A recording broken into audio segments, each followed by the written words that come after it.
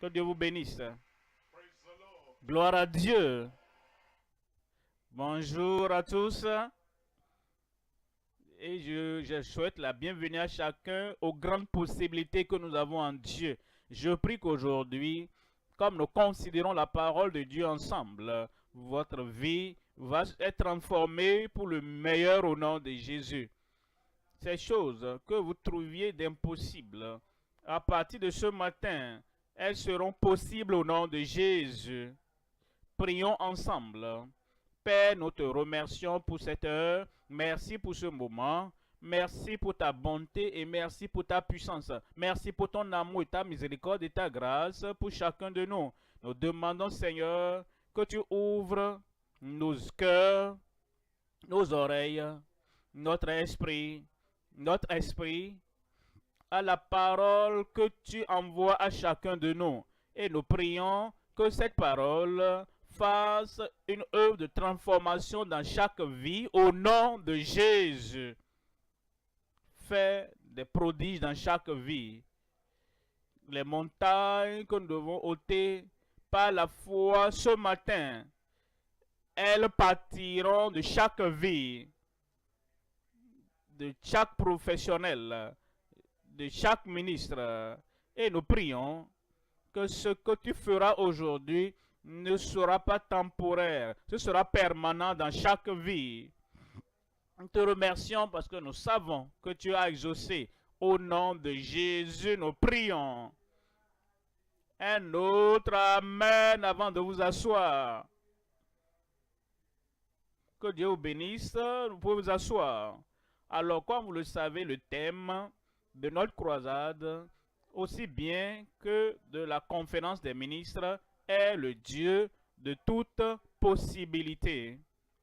Et quand vous pensez à votre vie et pensez à votre vocation, quand vous pensez à votre ministère, vous pensez à votre profession et vous pensez au lieu ou au poste où Dieu vous a appelé et ce qui vous appelle à faire, vous devez comprendre que le Dieu de toute possibilité qui vous a appelé est capable de rendre les impossibles possibles dans votre vie. Et il le fera. Alors, nous voulons prendre notre texte dans Marc au chapitre 9. Lisons à partir du verset 23. Marc, chapitre 9, verset 23. Jésus lui dit, si tu peux croire, si toi peux croire, tout est possible à celui qui croit. Verset 24. Aussitôt, immédiatement, le père de l'enfant s'écria, Seigneur, je crois, viens au secours de mon incrédulité. Alors, le Seigneur nous révèle, nous croyons à la parole. Alors, il y a également un domaine de notre vie qui a l'incrédulité. Et l'homme a dit, sincèrement et honnêtement, tu m'as dit, Seigneur Jésus, que si je peux seulement croire, tout est possible, littéralement, tout est possible, tout est possible, tout m'est possible si je crois. Quand je vais croire, et l'homme réplique, Seigneur, je crois. Il ne s'est pas arrêté là, il dit, viens au secours de mon incrédulité. Alors, comment se fait-il que quelqu'un puisse avoir la foi et en même temps qu'il y ait de l'incrédulité au fond? Premièrement, je crois comme je te vois. Je crois à ta puissance. Quand je sens la douleur, l'incrédulité s'infiltre dans nos vies, nous voyons que Dieu est puissant. Mais ce qui vit avec nous, ce avec quoi nous vivons, la douleur de nos problèmes, nous amène à avoir l'incrédulité, voulant donc détruire, voulant encombrer, voulant détruire la foi que nous avons. Seigneur, je crois, viens au secours de mon incrédulité. Deuxièmement, quand je considère les promesses de Dieu couvrent toutes choses dans la vie, toutes choses dans le ministère, toutes choses dans la profession. Et quand je considère les promesses de Dieu qui ne peuvent faillir, comme je considère tel seulement, Seigneur, je crois. Alors mes problèmes prennent de l'ampleur et je regarde mes problèmes et quand je détourne mes regards des promesses et je me concentre sur les problèmes, j'ai de l'incrédulité. Seigneur, je crois, mais viens au secours de mon incrédulité. Dans la vie, nous savons qu'il y a Dieu et il est le Dieu de toute possibilité. Qu'est-ce qu'il n'a pas pu faire? Il a créé l'univers. Il nous a créés. Il a la puissance. Il est le Dieu de toute possibilité. Mais ensuite, quand je regarde là, j'amène mon enfant aux 9 disciples qui ne sont pas allés sur la montagne de transfiguration. Et je me rappelle, ils ont prié, ils ont pleuré, ils ont crié, ils ont commandé, ils ont pris des décrets, rien ne s'est passé. Et c'est encore frais dans ma mémoire quand je considère l'échec des hommes et je regarde les impossibilités des hommes, l'incrédulité veut s'infiltrer dans mon cœur. Quand je te regarde et je sais, au début, au commencement était la parole était avec Dieu et la parole était Dieu et par lui. Toutes choses ont été créées. Quand je considère Dieu le Créateur, Seigneur, je crois. Mais quand je me rappelle l'échec des 9 disciples, aide, viens au secours de mon incrédulité. L'homme disait, si je devais simplement regarder les Écritures seules, et je considère les Écritures et tout ce que Dieu a pourvu pour moi dans les Écritures, et je considère la puissance, et je regarde la grandeur, je regarde les merveilles du Dieu Tout-Puissant, Seigneur, je crois. Mais quand je considère les superstitions, un problème par là, une fois que ton enfant a un problème pareil, Satan est si puissant, et quand je pense à cette superstition, j'ai l'incrédulité. Seigneur, viens au secours de mon incrédulité. Quand je pense aux Écritures, celui qui est en moi est plus grand que celui qui est dans le monde. Et quand je considère cela, le puissant, le grand, le Dieu tout-puissant qui vit en moi, Seigneur, je crois. Quand je considère tel autre dans le monde, qui dérange le monde, qui trompe tout le monde entier, j'ai l'incrédulité. Seigneur, viens au secours de mon incrédulité. Quand je considère l'invisible, car nous regardons pas aux choses visibles, mais aux choses invisibles. Parce que les choses qui sont visibles sont temporaires, mais les choses invisibles sont éternelles. Quand je considère l'invisible, comme Moïse a vécu comme s'il voyait l'invisible. L'homme ne voyait pas Pharaon, il ne voyait pas ses magiciens, c'est vrai qu'il les voyait, il ne pensait pas à eux. Quand je pense aux invisibles, au Dieu Tout-Puissant, qui ne peut faillir dans toutes les situations, Seigneur, je crois. Quand je pense à la main dont Pharaon Nebuchadnezzar est déterminé, et je vois la fureur dans leurs yeux, et je vois leurs actions, l'incrédulité essaie de venir. Seigneur, je crois, mais viens au secours de mon incrédulité. Et voilà pourquoi nous sommes là. Pour commencer aujourd'hui, nous allons balayer le sol. Toute l'incrédulité que nous considérons, à quoi nous pensons, ce que nous écoutons, ce que nous ressentons dans notre corps, ce que nous ressentons dans notre ministère. Et nous pensons, oui, d'un côté, je crois. C'est comme ça que j'ai été sauvé. Parce que j'ai cru que je suis sauvé.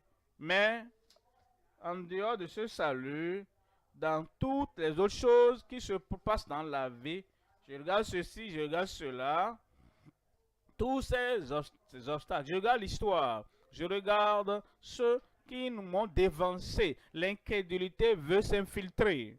Nous allons tuer l'incrédulité. Nous allons détruire cela de ta vie, l'incrédulité, et nous pourrons dire, oui Seigneur, je crois, point final, et ton miracle viendra, et la puissance viendra, et l'autorité que nous avons du ciel viendra dans ta vie au nom de Jésus.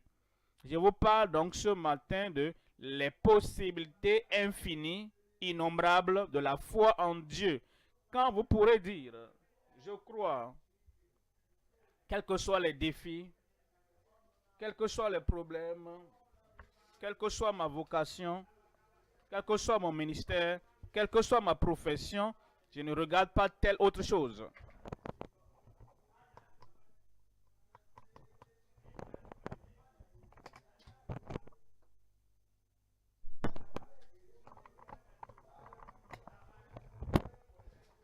Tu regardes le côté glorieux des choses et quelque chose va se produire dans ta vie. Les possibilités innombrables, infinies de la foi en Dieu. Il y a 3 points à considérer comme nous examinons ce passage. Premièrement, les possibilités prodigieuses des possesseurs de la foi inébranlable. Foi inébranlable. La foi qui reste debout là. La foi qui réclame. La foi qui déclare. Voici, ça c'est pour moi. Et rien ne va te l'arracher. Deuxième point, l'indigence flétrissante des gens ayant une incrédulité déraisonnable. L'incrédulité est déraisonnable. L'homme, Christ est devant toi. Et il dit, si tu peux seulement croire, tout est possible. Il était né par un miracle, une vierge. Il a vécu une vie de miracle. Son ministère était un miracle, un ministère de miracle. Ses propos, ses paroles, ses déclarations, ses décrets, son autorité, tout était miracle. Tout pas qu'il faisait, toute parole qu'il déclarait, toute personne qui touchait produisait des miracles. Jeune homme, si un tel homme, fils de l'homme, fils de Dieu, est devant toi, tu ne peux plus dire au-delà, Seigneur, je crois. S'il est Seigneur, le Seigneur du ciel et de la terre, Seigneur, je crois. S'il est Seigneur, le Seigneur des anges et des hommes, Seigneur, je crois. S'il est Seigneur, le Seigneur du royaume sur la terre, du royaume de l'éternité, Seigneur, je crois. S'il est Seigneur des esprits et de Satan et de la maladie, s'il est Seigneur, tout ce que tu peux dire c'est Seigneur, je crois. Il faut couper l'autre phrase. Viens au secours de mon incrédulité. En regardant le visage de Jésus, en regardant la gloire de Jésus, en regardant la puissance de Jésus, tout ce que nous pouvons dire, Seigneur, je crois. Il n'y a plus d'incrédulité et elle ne sera pas dans ton cœur. Alors, l'incrédulité est déraisonnable. Celui qui fabrique l'avion, tu as besoin d'un vélo, lui il a fabriqué l'avion et tu veux un vélo, comment est-ce que tu peux avoir l'incrédulité? Celui qui nourrit tout le monde, tous ceux qui sont dans toute la nation, et il les a nourris pendant 40 ans de la manne du ciel. Comment tu peux avoir l'incrédulité pour un seul repas? L'incrédulité est déraisonnable. Celui qui a ouvert les yeux des aveugles. Regardez cet homme de Gadarat qui se blessait. Le Seigneur a dit, combien des esprits sont en toi? Et nous sommes des légions. Jésus a dit en un seul mot, sors! Et cette légion est sortie. Comment alors, avec un garçon qui a cet esprit de sourd et muet, et tu dis, Seigneur, viens au secours de mon incrédulité. L'incrédulité est déraisonnable. Celui qui a marché sur l'eau, et il est venu. Quand la tempête, il a dit que la paix soit, et c'était fini. Toute parole qui dit, déclare dans ta parole, dans ta vie est finale au nom de Jésus. L'incrédulité est déraisonnable. Troisième point, la puissance prodigieuse. Tu auras ce que tu cherches. J'ai dit, tu auras ce que tu cherches. Le premier point, les possibilités prodigieuses des possesseurs de la foi inébranlable. Les possibilités dans ta vie. J'ai dit possibilités dans ta vie. Ne pense plus jamais au négatif de l'impossible. Dans les heures sombres ou bien dans des situations difficiles, pense aux côtés de Dieu. Parce qu'avec Dieu, tout est possible. Dites-moi non. Tout est possible. Et comme nous considérons les possibilités prodigieuses des possesseurs de la foi inébranlable, Matthieu, au chapitre 17, verset 20. Jésus leur dit, c'est à cause de votre incrédulité. Ils se demandaient, pourquoi n'avons-nous pas pu régler le problème? Pourquoi nous n'avons pas pu gérer cela? Comment est-ce que nous n'avons pas pu chasser ces démons difficiles et qui nous ont défiés? Le Seigneur leur répondit, c'est à cause de votre incrédulité. Je vous le dis en vérité. Si vous aviez de la foi comme un grain de sénévé, vous diriez à cette montagne, transporte-toi d'ici. Est-ce que vous avez jamais parlé à une montagne? Non. Vous parlez de la montagne. Vous parlez de vos problèmes. Vous parlez de vos difficultés. Vous parlez de ce que vous endurez. Ne parlez plus de la montagne, parlez à la montagne. Et aujourd'hui, cette montagne va se déplacer de ta famille. Plus nous parlons de la montagne, plus la montagne va grandir dans notre esprit, à nos yeux, dans notre compréhension, dans notre esprit. Plus nous parlons à tel frère, nous parlons à telle autre soeur, nous parlons à telle famille, nous parlons à tel problème. Et plus nous envoyons des messages SMS. Oh, je veux que tu saches que j'ai une montagne. Et la montagne prend de l'ampleur. Chaque fois, c'est vrai. Oui, parce que dès que tu parles tout le temps de la montagne. Cette montagne sera en train de prendre de l'ampleur. Mais quand tu changes et tu reviens et tu dis montagne, je parlais de toi, mais je vais te parler maintenant. Ce matin, tu parleras à cette montagne. Et qu'est-ce que je dois dire à la montagne? Dis à la montagne ce que Jésus aurait dit à la montagne si Jésus était là. Dis à la montagne ce que Jésus aurait dit à cette montagne si Jésus était ici. Jésus a dit, au moment de notre salut, il a dit, voici, je me tiens à la porte et je frappe. Si quelqu'un ouvre la porte, j'entrerai. Il est là, en toi. Et sa voix, il n'a pas une voix, il utilise ta voix.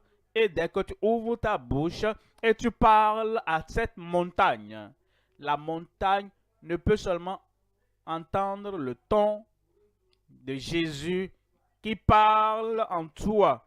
Et cette montagne, pour honorer Christ, par respect pour Christ qui habite en toi, cette montagne va dire, le Seigneur du ciel et de la terre parle à travers cet homme, à travers cette femme, je dois partir. Cette montagne doit partir. Quand tu parles à la montagne et tu ne parles pas de la montagne et tu dis, transporte-toi d'ici là, elle se transporterait et rien ne vous serait impossible.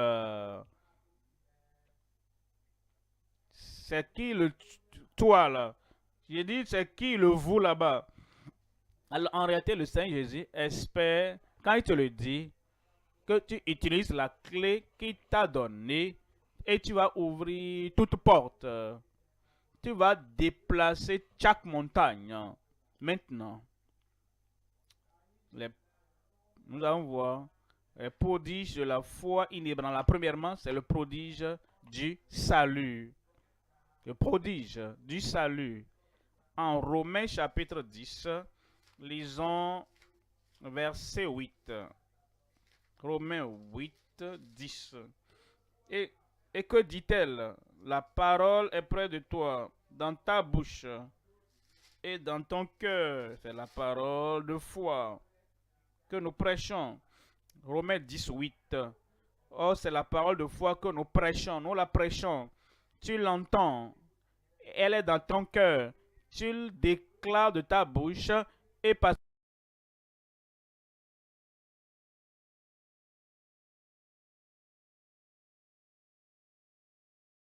verset 9, il dit, si tu confesses de ta bouche le Seigneur Jésus, et si tu crois dans ton cœur que Dieu l'a ressuscité des morts, tu seras sauvé. Vous voyez cela? Dieu, le Père, a suscité Jésus d'entre les morts. C'est une réalité. Ce n'est pas quelque chose que nous devons aller creuser quelque part pour essayer de prouver. Cela s'est déjà passé. Et si tu peux seulement ouvrir ta bouche et confesser le fait, et déclarer le fait que tu crois que pour toi, Jésus-Christ a été ressuscité des morts, tu confesses ça de ta bouche, tu es sauvé au nom de Jésus. Verset 10, dans le verset 10, car c'est en croyant du cœur qu'on parvient à la justice, et c'est en confessant de la bouche qu'on parvient au salut. Deuxième élément, c'est le prodige de la guérison et pour le malade. Le prodige de la guérison pour le malade. En Actes chapitre 3, verset 16. Acte 3, verset 16. C'est pas la foi en son nom. La foi en son nom. Quand vous avez un bon docteur qui a vraiment de bons témoignages, un spécialiste, un expert, et les gens parlent de lui. Oh, j'étais là. Regardez ce qu'il a fait pour moi. Oh, j'ai amené ça à plusieurs endroits et ils n'ont pas pu régler ça. Il m'a seulement regardé et m'a posé quelques questions et m'a donné ceci. Et ce jour, tout est terminé. Tel témoigne, l'autre aussi témoigne. Tu auras confiance en un tel docteur. Cette confiance est appelée foi. Le nom au-dessus de tout nom. Le nom de Jésus-Christ. Regardez ce qu'il a fait. Il fait tout à merveille. Pour cela, ce que j'ai entendu parler de lui, il a fait cela pour lui, pour elle, pour eux, là-bas et ici. Alors, je dois aussi avoir la foi en ce nom. La foi en son nom va te guérir aujourd'hui si tu es malade. S'il y a une oppression démoniaque là-bas, ce nom va balayer ce démon de ta vie aujourd'hui au nom de Jésus. Son nom, par la foi en son nom, que son nom a raffermi celui que vous voyez et connaissez. C'est la foi en lui qui a donné à cet homme cette entière guérison en présence de vous tous. Une fois encore, tu seras en bonne santé. Tu seras bien portant. Tout ce que Dieu t'appelle à faire, et il semblait que tu n'étais pas capable à cause de la maladie, à cause de la faiblesse, à cause de l'infirmité, à cause de l'impotence. Maintenant, ton jour est venu. La foi en ce nom, le prodige de la foi au nom qu'il te donne, la guérison et la bonne santé, la guérison pour toute maladie. Troisièmement, c'est le prodige de la sanctification. Le prodige de la sanctification. La sanctification est un prodige. Et il y a des gens qui ne se préoccupent même pas et ils disent, moi je suis un homme et je ne pense pas que je peux être saint parce que l'homme ne peut pas être saint. L'homme en lui-même. Aux hommes, cela est impossible. Mais quand Christ, le sanctificateur, celui qui purifie, celui qui raffine, quand Christ, le réformateur, quand Christ, le recréateur, celui qui nous recrée encore, lorsqu'il vient en toi, et je t'assure que ce jour sera ton jour de sanctification. Il nous dit en Actes chapitre 26, et lisons le verset 18. Actes chapitre 26, 18, 26, 18. Afin que tu leur ouvres les yeux pour qu'ils passent des ténèbres à la lumière et de la puissance de Satan à Dieu, pour qu'ils reçoivent par la foi en moi au salut le pardon des péchés deuxièmement et l'héritage avec les sanctifiés par la foi en moi. Ce n'est pas par la doctrine, par la foi. Ce n'est pas par la dénomination, par la foi. Ce n'est pas par des efforts graduels, par la foi. Sanctifié par la foi qui est en moi. Le Seigneur le fera dans ta vie. Il va te sanctifier, te purifier, te purifier et il ôtera cette racine de la nature adamique de ta vie au nom de Jésus. Parce que si tu peux seulement croire, tout est possible, y compris la sanctification, tout est possible à celui qui croit. Quatrième élément, le prodige de la fermeté. Le prodige de la fermeté. On dit l'homme est si faible. Aujourd'hui, il est en haut. Demain, il est en bas. Il pense à l'homme sans aide. L'homme sans secours. L'homme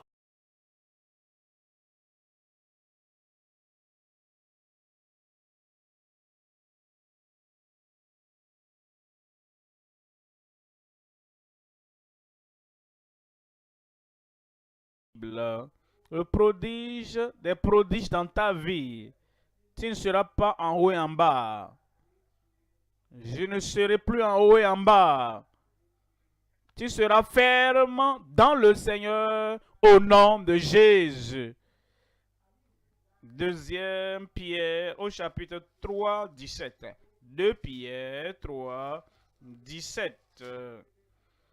Vous donc, bien-aimés, qui êtes avertis, mettez-vous sur vos gardes, de peur qu'entraînés par l'égarement des impies, vous ne veniez à déchoir de votre fermeté. Fermeté, fermeté. Vous serez ferme. On te voit le matin et tu es debout. En l'après-midi, nous venons et tu es toujours debout. Dans la soirée de la vie, tu seras toujours debout au nom de Jésus. Tu ne vas pas dire, oh, beau vieux jour, quand j'étais plus jeune, dans la foi, oh, je pouvais faire ci, je pouvais affronter ceci, je pouvais tenir devant toute chose et quiconque.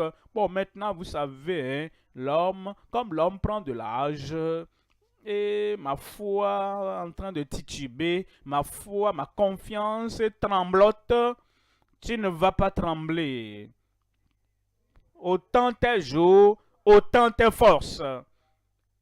Si Dieu est toujours là, sous toi sont les bras éternels, et il est devant toi, il vient derrière toi.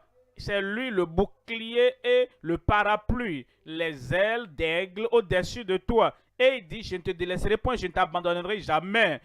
Et tes pieds seront des reins. Et autant tes jours, autant tes forces, les prodiges. Le prodige de la fermeté sera dans ta vie au nom de Jésus. Cinquième élément, c'est le prodige de la force surnaturelle, le prodige de la force surnaturelle. Il nous dit en Romains, au chapitre 4, lisons le verset 16, la force surnaturelle. Ce n'est pas la foi, que ce soit par la grâce. Pour que la promesse garantit à toute ta prospérité, pas cela seulement, qui est de la loi, mais qui est la foi d'Abraham, le Père de nous tous. Verset 17 de Romains 4. Il était établi Père d'un grand nombre de nations. Il est notre Père devant celui auquel il a cru. Dieu qui donne la vie aux morts. Dieu donne la vie aux morts. Est-ce qu'il y a quelque chose? Tout ce qui est mort en toi rendra revenu à la vie. Une nouvelle vie. J'ai une nouvelle vie. Une vie excitante. Un type de vie avec la force surnaturelle divine qui viendra en toi aider, qui appelle les choses qui ne sont point comme si elles étaient. Dans le verset 18, on dit, espérant contre toute espérance, il crut. En sorte, il n'y a plus rien de désespéré dans ta vie. La situation de cet enfant de ta famille n'est plus désespérée. Et la situation de ton mari ou de ton épouse n'est plus désespérée. Tu es venu ici rejeté, abandonné, tu repartiras excité. Tu es venu ici désespéré de la vie, comme si, oh, pourquoi est-ce que je vis encore? Tu repartiras à la maison plein de zèle et d'énergie. Et la gloire de Dieu sera sur ta vie au nom de Jésus. Parce que toi, c'est toi aujourd'hui qui, espérant contre toute espérance, tu crus en sorte que tu deviens père d'un grand nombre de nations selon ce qui lui avait été dit. Telle sera ta postérité. Verset 19. Verset 19. Et sans faiblir dans la foi. Vous voyez, tout dépend de la foi. Une fois que tu peux dire au Seigneur, Seigneur, je crois. Et tu annules cette autre phrase de l'incrédulité déraisonnable. Une fois que cela est balayé, Seigneur, je crois. Les grandes choses sont sur le point de se produire dans ta vie. Toutes les choses que tu fuyais, je ne peux pas aller là-bas, je ne peux pas toucher celui-là, je ne peux pas prêcher ça, je ne peux pas prier comme ça, je ne peux pas aller dans telle direction. Toutes les choses, toutes ces choses-là sont balayées devant toi. Maintenant, sans faiblir dans la foi, il ne considéra point que son corps était déjà usé, puisqu'il avait près de 100 ans. Il avait près de 100 ans. Et il n'a pas dit, les centenaires ne font pas ça. Les gens de 100 ans ne font pas ça. Quand vous traversez là-bas de 80, 90 ans, ne pensez plus à de tels projets. Il a dit non. À cause de la foi, ce que les autres qui ont 100 ans ne pensent pas, moi je planifie de le faire. Je planifie d'aller là-bas. Je planifie d'explorer cela. Cela va arriver selon ta foi. Quand tu ne fais pas de calcul, pourquoi tu calcules avec l'Éternel? Lui, il est de l'éternité. Et il ne connaît pas 100 ans, il ne connaît pas 120 ans, il ne connaît pas 130 ans. Tout ce à quoi il pense, c'est qu'il était depuis toute l'éternité. Et il est avec toi. J'ai dit, il est avec toi. Alors, tu ne vas pas calculer. J'aurais souhaité avoir pensé à 35 ans. Hein. Maintenant, j'ai 40 ans. Hein. Ah? Oh, maintenant, j'ai 53 ans. Oh, j'aurais souhaité avoir connu ça quand j'avais 45 ans. Hein. Ça, cet âge-là ne compte pas avec Dieu. Ce que tu n'arrivais n'arrivais pas à faire avant. Si Dieu te le ramène maintenant et il dit, possède la terre, il faut conquérir le pays, évangélise le pays et va partout et sois un réalisateur. Même si tu as 100 ans, Dieu va mettre de côté cet âge. Et la force de l'aigle et la puissance du jeune, Dieu va te le donner. Mais il semble faiblir dans la foi. Il ne considéra point que son corps était déjà usé, puisqu'il avait près de 100 ans et que Sarah n'était plus en état d'avoir des enfants. Verset 20. Verset 20. Il ne douta point par incrédulité au sujet de la promesse de Dieu. L'incrédulité nous amène à douter. Nous voyons la promesse. Au lieu de nous concentrer sur la promesse, nous tremblons parce que nous titubons comme un soulard. Nous avons bu l'eau, le vin du monde, le vin de l'incrédulité. Et parce que nous avons bu le vin de l'incrédulité fabriqué par les incrédules pour amener l'incrédulité, nous titubons. Abraham a dit, je ne vais plus boire leur vin. Je ne vais plus recevoir leur opinion. Je ne vais plus suivre ce qu'ils font. C'est ce qui arrive aux gens. Leur cerveau devient faible. Leur jointure devient raide. Ils n'arrivent plus à s'asseoir et se lever facilement. Quand ils ont 100 ans, ils oublient. Abraham dit, moi je ne vais pas boire leur vin. Tu ne boiras plus de leur vin. Tu seras fort. Tu seras puissant. Il ne douta point au sujet de la promesse de Dieu par incrédulité, mais il fut fortifié par la foi, donnant gloire à Dieu. Voyez le verset 21, on dit, et ayant la pleine conviction que ce qu'il promet, il peut aussi l'accomplir. Mon Dieu est capable. Dieu est capable. Ne regarde pas le côté négatif.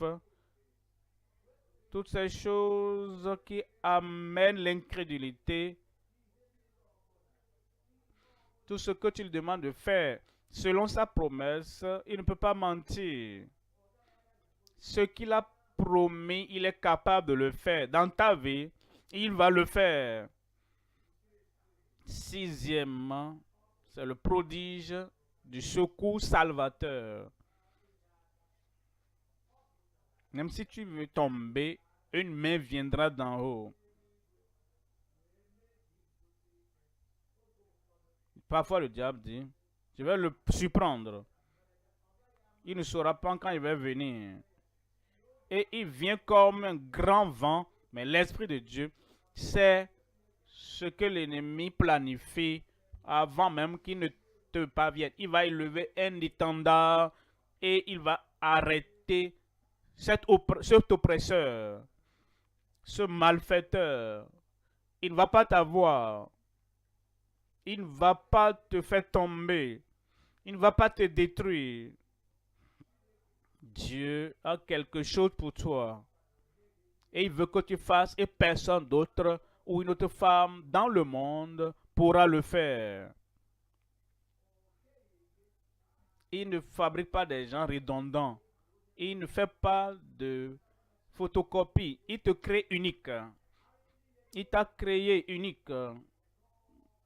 Et dans la cour du ciel, dans les livres, dans le livre de vie au ciel, que Dieu a écrit, que toi et toi seul, personne ne peut le faire sauf toi. Et parce que tu as cette position unique, le Seigneur te regarde et il regarde le livre là-bas. Il a fait 20% de ce pourquoi je l'ai créé. Il reste 80% qui reste. Et tu ne vas pas mourir avant que ces 80% ne soient accomplis. Quel que soit ce qui se passe autour de toi, quel que soit ce que les gens disent autour de toi, tu es si unique que le Seigneur regarde cela Il a fait 30%, il reste 70%. De quoi a-t-il besoin? Quelle grâce, quelle force, quelle vision a-t-il besoin afin d'achever son devoir? C'est pourquoi nous sommes là. Le Seigneur te donnera la force qui reste. Sixièmement, en Matthieu 14, verset 28. Le secours salvateur. Matthieu 14, 28. Pierre lui répondit, Seigneur, si c'est toi, ordonne que j'aille vers toi sur les eaux. Si c'est toi, ordonne que je vienne à toi sur les eaux. Parce que tu es mon Seigneur. Tu es mon modèle extraordinaire et tu marches sur l'eau. J'ai été pêcheur avant que tu m'appelles. Et depuis que j'étais pêcheur de toute ma vie, jamais de ma vie, je n'ai jamais marché sur l'eau. Et tu m'as appelé pour que je puisse reproduire ce que tu fais. Si c'est toi, aide-moi et ordonne-moi de venir sur les eaux. Vous savez ce qu'il disait? Que tout ce que Christ peut faire, lui aussi peut le faire. Le Christ qui vit en toi, il n'est pas quelqu'un qui échoue. Tu ne vas pas également échouer. Le Christ qui vit en toi, jamais, n'a jamais été découragé un jour, désemparé, n'a jamais dit je ne peux pas. Ces paroles n'étaient pas dans son dictionnaire. Dans le dictionnaire, je ne peux pas, du monde, je ne peux pas, je ne dois pas, je ne suis pas capable, je ne peux pas tenir, jamais. Et ce qui n'est pas dans le dictionnaire de Christ ne se trouvera pas dans ton dictionnaire à toi. Il peut, tu peux. Il a fait, tu le feras. Si c'est toi, ordonne que j'aille vers toi sur les eaux. Verset 29. Verset 29, et il dit, viens. Un seul mot. Et c'est suffisant pour toi. Il dit un seul mot, et c'est suffisant pour toi. Un seul mot est suffisant pour effacer toutes tes larmes. Un mot est suffisant pour te sortir de la barque et t'amener sur la mer. Un seul mot, viens. Et quand Pierre sortit de la barque et marcha sur les eaux pour aller vers Jésus, il a fait ce que Christ a fait. Vous voyez le verset 30. Verset 30. Mais, voyant que le vent était fort. Maintenant, qu'est-ce qui nous donne l'incrédulité? C'est quand nous détournons nos yeux de Christ et nous concentrons nos yeux, nos regards sur les vents. Quand nous détournons les yeux de la lumière de la parole et nous concentrons notre attention sur les ténèbres du monde. Quand nous détournons nos yeux, nos regards du Créateur de tout l'univers, ensuite nous focalisons nos vues sur les créatures du monde. Il a vu le vent qui était fort, il eut peur et il commença à s'enfoncer, à enfoncer. Il s'écria, Seigneur, sauve-moi. Il va te sauver. Le secours de ceux qui s'enfoncent dans l'océan de la vie. Entre moi et Pierre, je suis un petit prédicateur, mais tout de même, parfois, les petites personnes peuvent dire aux grands ce qu'ils n'ont pas pu comprendre. Si je devais parler à Pierre, j'allais dire, tu ne peux pas t'enfoncer. Dieu a écrit dans son livre au ciel que tu prêcheras le jour de la Pentecôte. Toutes ces choses qu'est-ce que Pierre ferait? Puis son ombre allait guérir les malades. Dieu savait cela à l'avance. Il savait que Pierre va ressusciter Dorcas de la mort. Que ce que Christ a fait, cet homme Pierre allait faire.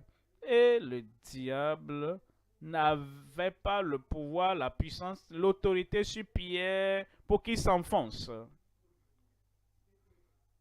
Le diable n'a pas l'autorité, la puissance de te faire enfoncer.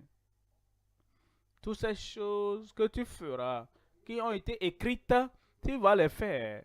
Et personne d'autre ne va prendre ta place et personne d'autre ne va le faire.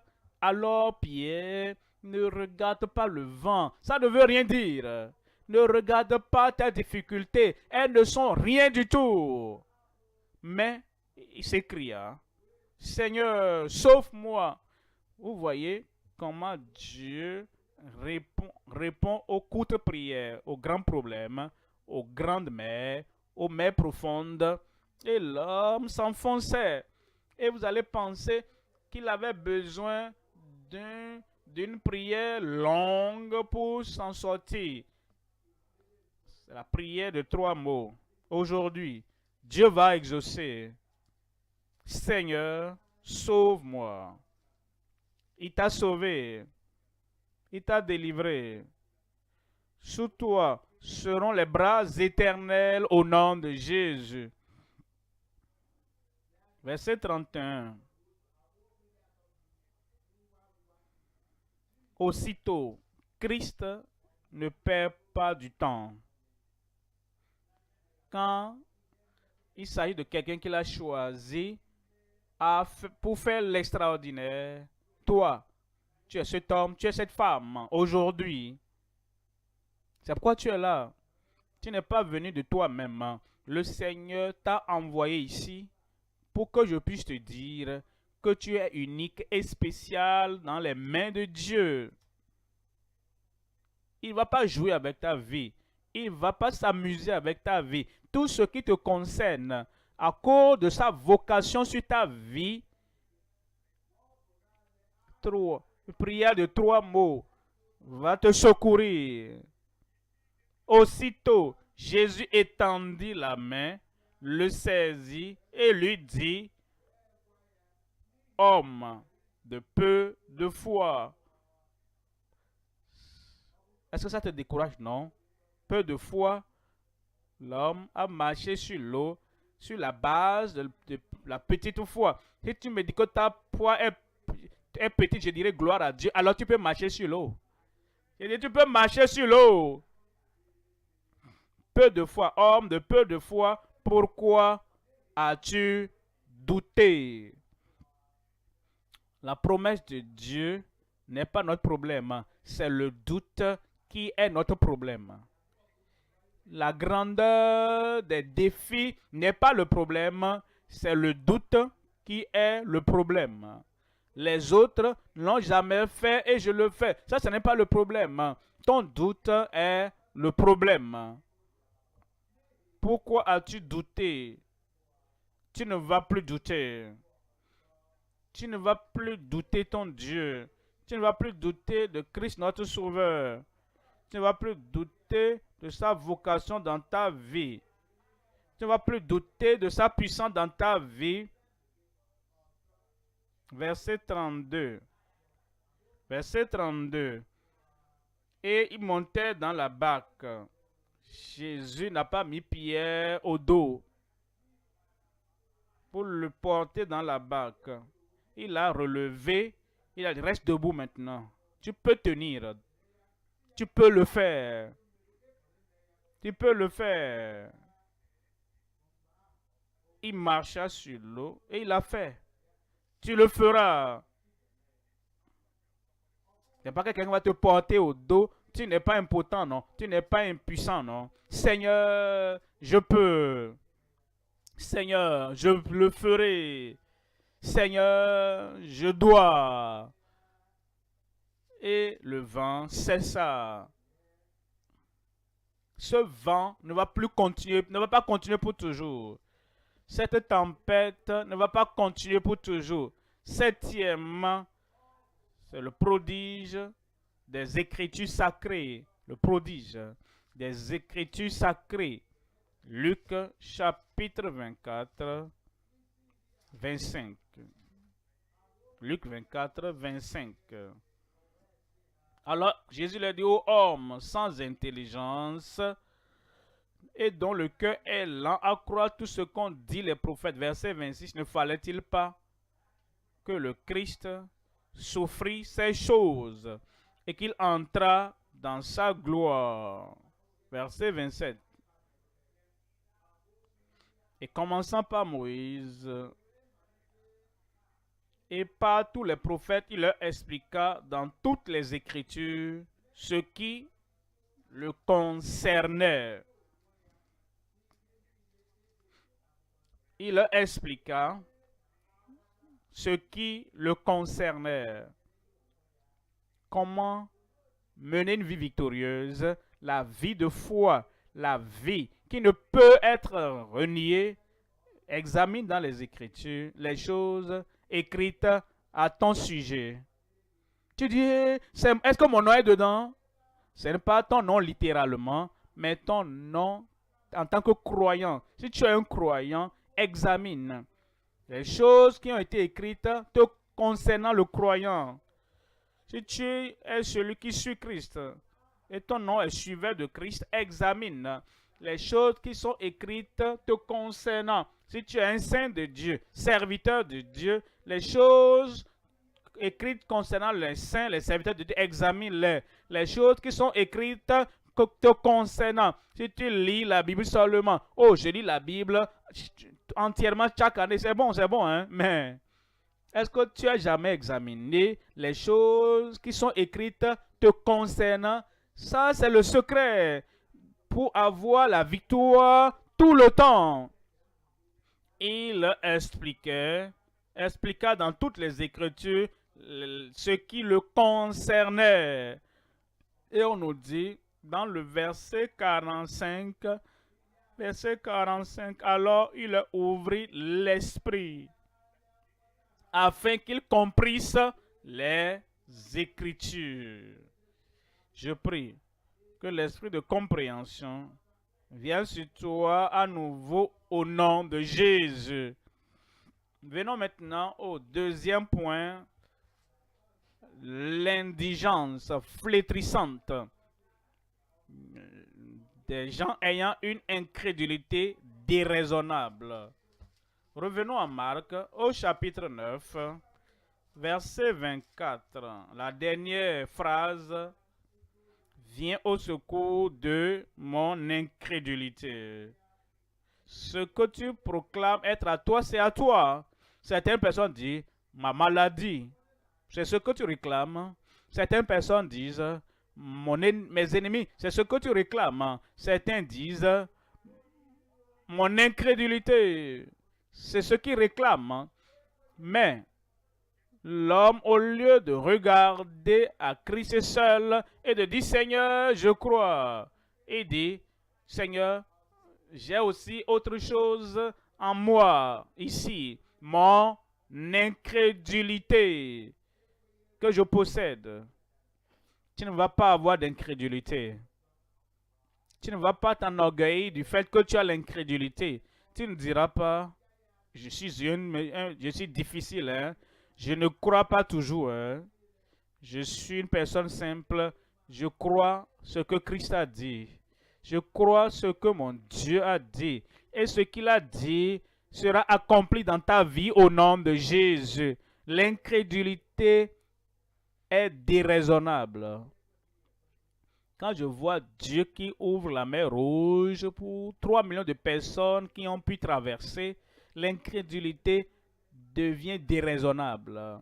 Quand je vois des gens qui ont fait le tour des murailles de Jéricho et les murailles se sont effondrées, l'incrédulité devient déraisonnable. Quand je vois Christ qui est mort et qui a été enseveli, et le troisième jour, selon ce qui est dit, a ressuscité triomphalement, l'incrédulité devient déraisonnable. Quand je vois Dieu accomplissant ses promesses pour les démoniaques et les nécessités, l'incrédulité devient déraisonnable. Et c'est l'incrédulité qui dessèche notre vie. L'indigence, la pauvreté flétrissante des gens ayant une incrédulité déraisonnable. 3 éléments à voir.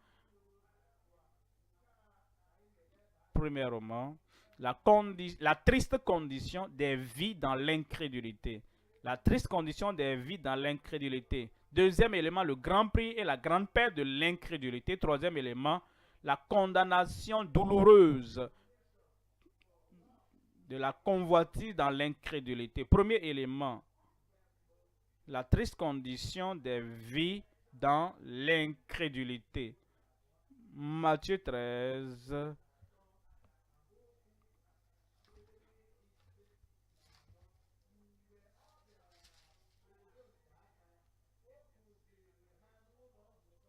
Matthieu 13, 54. S'étant rendu dans sa patrie, il enseignait dans la synagogue, de sorte que ceux qui l'entendirent étaient étonnés et disaient, d'où lui viennent cette sagesse et ces miracles. Verset 55. N'est-ce pas le fils du charpentier? N'est-ce pas Marie qui est... Il regardait le physique, pas au spirituel. N'est-ce pas Marie qui est sa mère, Jacques, Joseph, Simon et Jude? Ne sont-ils pas ses frères? Verset 56. Et ses sœurs, ne sont-elles pas toutes parmi nous? D'où lui viennent donc toutes ces choses? Verset 57. Et ils étaient pour une occasion de chute. Mais Jésus leur dit, un prophète n'est méprisé que dans sa patrie et dans sa maison. Et il ne fit pas beaucoup de... Verset 58. Et il ne fit pas beaucoup de miracles dans ce lieu à cause de leur incrédulité. La puissance était là. La puissance qui peut recréer tout l'univers.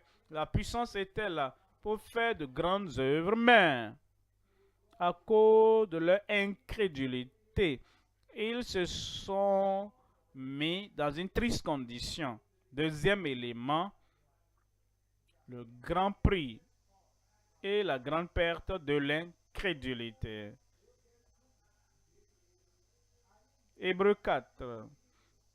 Hébreux 4, verset 1. Hébreux 4, 1. Créons donc, tandis que la promesse d'entrer dans son repos subsiste encore, qu'aucun de vous ne paraisse être venu trop tard. Verset 2 dit, verset 2, car cette bonne nouvelle nous a été annoncée aussi bien qu'à eux, mais la parole qui leur fut annoncée ne leur servit de rien. Ça, c'est le coût, le prix de l'incrédulité. Ça, c'est la perte de l'incrédulité. La parole qui leur fut annoncée ne leur servit de rien parce qu'elle ne trouva pas de la foi chez ceux qui l'entendirent. Ils ont perdu leur temps en écoutant parce que la parole n'a pas trouvé la foi chez eux. Dans la vie de ces gens-là, ils avaient l'incrédulité établie. Ton cœur ne sera pas comme ça. Troisième élément maintenant, la condamnation douloureuse, affligeante de la convoitise dans l'incrédulité. En Hébreux, chapitre 3, 18 et 19. Hébreux 3, verset 18. Et à qui jura-t-il qu'il n'entrerait pas dans son repos, sinon à ceux qui n'avaient pas cru? Dieu avait un plan de les sortir de l'Égypte, du pays d'esclavage, pour les conduire à la terre promise, un pays où coule le lait et le miel. Dieu avait une bonne intention pour eux. Il avait un bon plan pour eux. Il avait une bonne destinée pour eux. Il voulait donc les amener à ce lieu de joie, en ce lieu de provision totale, de provision suffisante, de provision abondante. Mais ils n'ont pas cru. Et parce qu'ils n'ont pas cru, voici la condamnation, voici la conséquence de ce type de vie. Verset 19, on dit, aussi voyons-nous qu'ils ne purent y entrer à cause de leur incrédulité. J'y entrerai. Dis-le non. Toute bonne chose, la terre promise, que le Seigneur a marqué pour moi, et il veut te donner un lieu là-bas, un siège là-bas, un devoir là-bas, tout lieu que Dieu a préparé pour toi, la terre promise, même dans ce monde et dans le monde à venir, tu y entreras. L'incrédulité ne va pas t'empêcher. La puissance du Seigneur va te protéger. La puissance du Seigneur va te préserver. L'incrédulité doit partir de mon cœur, de mon esprit, de ma pensée, de mon esprit. L'incrédulité doit partir. Et je vais entrer. Sois le bienvenu dans la terre promise. Rien ne va tenir devant toi. La foi pour avoir, la foi pour posséder, tu l'as au nom de Jésus. Troisième point maintenant. Troisième point. La puissance prodigieuse dans l'accomplissement de la foi, dans la performance de la foi invincible. La puissance prodigieuse dans la performance de la foi invincible. Trois choses, trois éléments. Premièrement, tout est possible par la foi. Deuxième élément, tous les tests et toutes les épreuves peuvent être vaincus par la foi. Troisièmement, toutes les vérités sont praticables par la foi. Tout. J'ai dit tout. J'ai dit tout. Premier élément, tout est possible par la foi.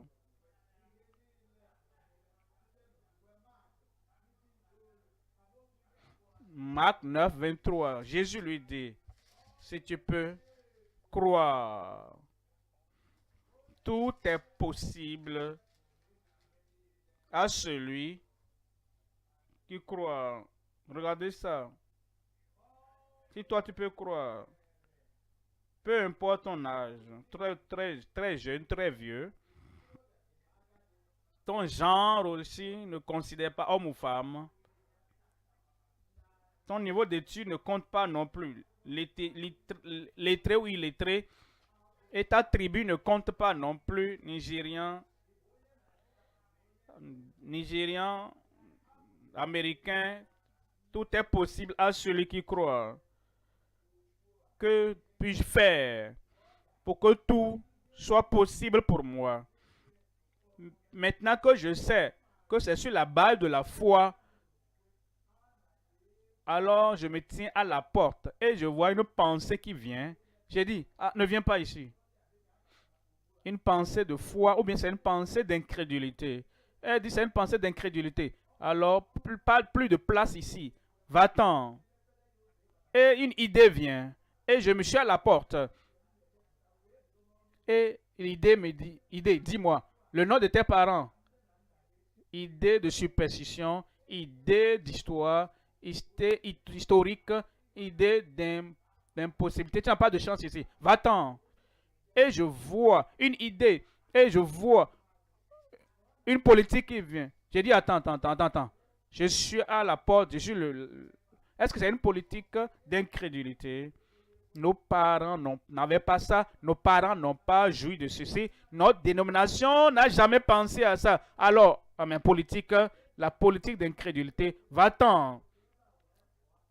J'autorise seulement la parole de foi, les principes de la foi, la puissance de la foi. et les déclarations de foi. Et c'est eux que j'accepte dans ma vie. Si tu peux tenir à la porte comme ça, et toute pensée, toute idée qui veulent entrer et résider dans ton cœur, tu les examines d'abord. Est-ce que c'est une pensée, une idée, une politique? Est-ce que c'est une déclaration de foi? Alors entrez. Et ta foi est en train de s'accroître chaque jour. Il dit, tout est possible à toi parce que tu crois. Et à partir d'aujourd'hui, toutes choses sont possibles.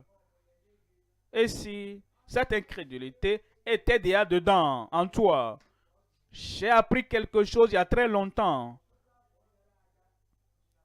Si tu mets ta main et tu accroches ta main comme ça, tu n'utilises pas.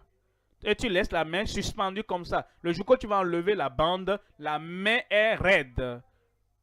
Parce que ce que tu n'utilises pas, tu perds. Alors, si cette incrédulité est déjà dedans, je n'avais jamais prêté attention. Je vais affamer l'incrédulité jusqu'à la mort. Je vais la suspendre là, avec une bande. Et ce que je n'utilise pas, je perds. Si tu n'utilises pas ton incrédulité, si tu ne donnes pas la voix à ton incrédulité, si tu ne marches pas avec ton incrédulité, tu perdras cette incrédulité. Je n'ai pas entendu ton amen. Hein? Les bons lecteurs, nul. Parce que je ne l'utilise pas. Et c'est parti. Tu dis, la foi. Tu as tout mon cœur. Tu as tout l'espace qui s'y trouve. Parce que cette foi maintenant peut être exercée. Tout est possible pour toi au nom de Jésus. Deuxième élément. Tous les tests et toutes les épreuves sont passables. Par la foi. Tu vas réussir à tous tes tests. Tu vas réussir à toutes tes épreuves. Parce que tu as la foi en Dieu. En Hébreu chapitre 11, 27. Hébreu chapitre 11, 27. C'est pas la foi. C'est pas la foi qu'il quitta l'Égypte sans être effrayé de la colère du roi, car il se montra ferme comme voyant celui qui est invisible. Maintenant, nous tous, nous connaissons, nous croyons tous que Dieu est partout avec toute personne. Dieu est partout avec chaque personne. C'est ce que Moïse a cru. Dieu était invisible pour lui, comme il est aussi invisible pour toi. Mais il savait que Dieu était avec moi ici. Et je vais à Pharaon. Dieu est avec moi là-bas. Je suis en route pour la mer Rouge et Dieu est avec moi là. Je suis au bord de la mer Rouge et Dieu est avec moi aussi là. Et devant la montagne, je vais sortir l'eau. Dieu est avec moi. Et Josué, en combattant sur le champ, et j'élève la verge de Dieu et Dieu est avec moi là. Il a pratiqué la présence de Dieu. Il savait que le Dieu puissant est le Dieu puissant qui n'a perdu aucune bataille. Il savait que ce Dieu était avec lui et partout. Et il continuait comme voyant celui qui est invisible.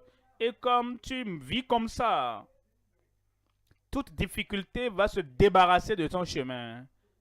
Cette mer rouge ne va pas t'engloutir, ne va pas te noyer. Tu vas à la terre promise et ce rocher desséché te donnera l'eau quand tu en auras besoin. Maintenant, tu vas réussir tous les tests, toutes les épreuves de ta vie au nom de Jésus. Troisième élément maintenant, toutes les vérités sont praticables par la foi. Si je n'ai pas pu le faire, Christ n'allait pas me dire de le faire. Il est l'enseignant céleste et il ne dit à aucun de ses serviteurs, à aucun de ses élèves, à aucun des fils et des enfants de faire s'il ne peut pas le faire. S'il t'a emporté cette vérité, c'est qu'il sait que tu peux la pratiquer, tu peux la mettre en pratique. Et quand tu regardes Christ de cette manière, l'enseignant raisonnable, l'enseignant surnaturel et l'enseignant qui ne peut te donner une vérité sachant que tu ne peux pas pratiquer. Non, tu sais que ce qu'il t'a dit, tu le feras. Tu marcheras dans la vérité et tu marcheras pas la vérité. Et rien d'impossible ne va t'affronter dans ta vie au nom de Jésus. 1 Thessaloniciens chapitre 2, verset 13. 1 Thessaloniciens chapitre 2, verset 13. C'est pourquoi nous rendons continuellement grâce à Dieu de ce qu'en recevant la parole de Dieu, en recevant la parole de Dieu, en recevant la parole de Dieu, en recevant la parole de Dieu, en recevant la parole de Dieu, que nous vous avons fait entendre, vous l'avez reçue non comme la parole des hommes, mais ainsi qu'elle est véritablement, comme la parole de Dieu qui agit en vous qui croyez. En vous qui croyez. En vous qui croyez. Tout ce que tu as entendu aujourd'hui et tu acceptes et tu reçois comme la parole de Dieu va commencer à agir efficacement, effectivement, de façon merveilleuse et puissante dans ta vie au nom de Jésus. Le passé est passé. Les échecs du passé sont passés. Les impossibilités sont passées. Je ne peux pas, c'est passé. Oh, nos gens n'ont rien fait avant. Hein. Tout cela est passé. Un nouvel homme, une nouvelle femme, un homme, une femme de foi. Tu vois la vie maintenant de façon radieuse et les ténèbres de l'incrédulité et l'ombre de l'incrédulité du passé, tout est passé. La parole que tu reçois aujourd'hui va agir efficacement en toi. Tout est possible pour toi parce que tu crois. Lève-toi maintenant et exprime ta foi, ta confiance au Dieu du ciel. Seigneur, je crois. Seigneur, je crois. Tout ce que tu as entendu va agir.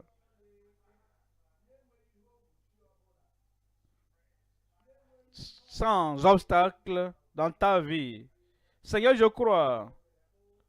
Tout est possible